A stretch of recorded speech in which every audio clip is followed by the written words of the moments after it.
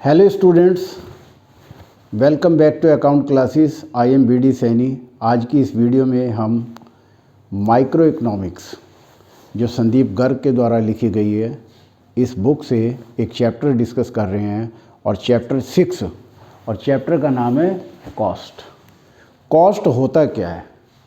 Meaning of cost. Cost is the actual expenditure. Cost क्या होता है? It is the actual expenditure on input. उस input को हम क्या कहते हैं? Explicit cost. And the value of input supplied by the owner. और जो ऑनर सप्लाई करता है उसे इम्प्लिसिट कॉस्ट कहते हैं। यानी कि जो आपने आउटसाइडर को पेमेंट करके अगर कोई सर्विस हायर करी है तो उसको कहते हैं हम एक्सप्लिसिट कॉस्ट। और जो ऑनर अपने सोर्सेज से देता है तो उसको कहते हैं इम्प्लिसिट कॉस्ट। अब एक्सप्लिसिट कॉस्ट, टोटल कॉस्ट का फार्मूला होता है explicit cost plus implicit cost. दोनों को जोड़ देते हैं तो टोटल कॉस्ट आ जाती है। एक्सप्लिसिट कॉस्ट का फार्मूला होता है explicit cost is the actual expenditure. Explicit cost क्या है? Actual expenditure payment made to the outsider for hiring their services. जब हम आउटसाइडर से कोई भी सर्विसेज हायर करते हैं और उसकी पेमेंट करते हैं तो उसको एक्सप्लिसिट कॉस्ट कहते हैं। Example, wages paid to employees, हमने एम्प्लॉयज़ रखे हैं, उनकी सैलरी दे रहे हैं। Rent paid to hired premises, कोई बिल्डिंग किराए पर ली है। और पेमेंट फॉर रॉ मटेरियल खरीदा है।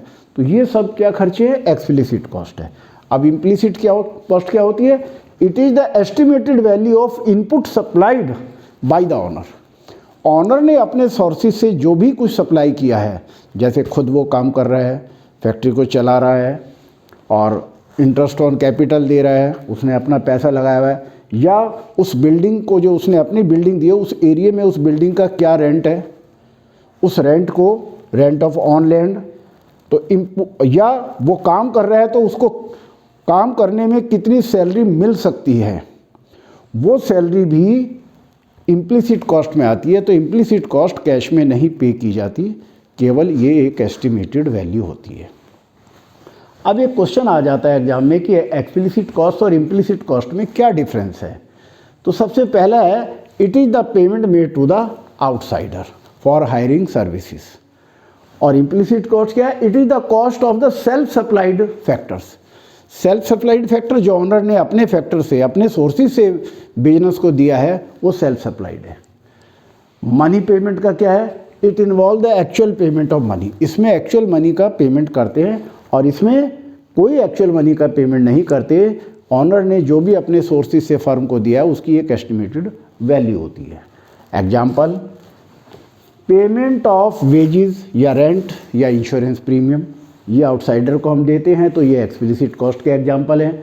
और इम्प्लिसिट कॉस्ट क्या है? इंटरेस्ट ऑन कैपिटल या रेंट ऑफ ऑन लैंड। तो ये इसका डिफरेंस था। अब एक बहुत इंपॉर्टेंट टॉपिक है अपॉर्चुनिटी कॉस्ट। इससे पहले भी कई चैप्टर में ये अपॉर्चुनिटी कॉस्ट आता है। तो अपॉर्चुनिटी कॉस्ट क्या है? Opportunity cost is the cost of next best alternative for home. यानी कि हमारे सामने दो अल्टरनेटिव हैं और एक अल्टरनेटिव को हम फॉरगो करते हैं, यानी कि उसे नहीं ऑप्ट करते हैं, तो वो जो फॉरगो करते हैं वही हमारी अपॉर्चुनिटी कॉस्ट होती है। अब शॉर्ट रन कॉस्ट क्या होती है? शॉर्ट रन कॉस्ट भी दो पार्ट में डिवाइड होती है। Number 1 fix cost, number 2 variable cost. Fix cost क्या होती है? फिक्स कॉस्ट चाहे प्रोडक्शन हो रहा है या नहीं हो रहा है, जीरो प्रोडक्शन है तो भी फिक्स कॉस्ट सेम रहेगी, या लार्ज हो रहा है या स्मॉल हो रहा है, प्रोडक्शन नहीं भी हो रहा है तो भी फिक्स कॉस्ट हमेशा फिक्स ही रहती है, वो कभी बदलती नहीं।